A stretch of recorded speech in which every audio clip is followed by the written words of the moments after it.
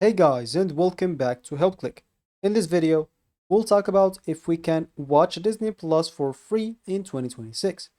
Let's first check our special offer in the description. So let's get started. Before we begin, it's important to note that Disney Plus no longer offers an official free trial.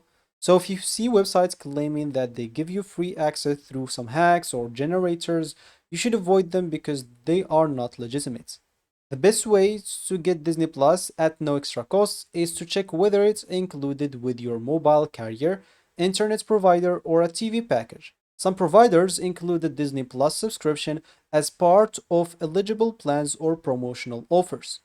You should also keep an eye out for some limited time promotions from time to time. Disney and its partners offer discounted subscription or temporary access through the special deals, and of course these promotions vary by country and may not always be available for everyone.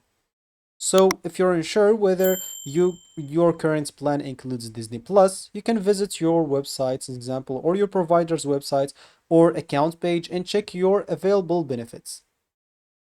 So if you find this video helpful, hit that like and subscribe button and watch our next video.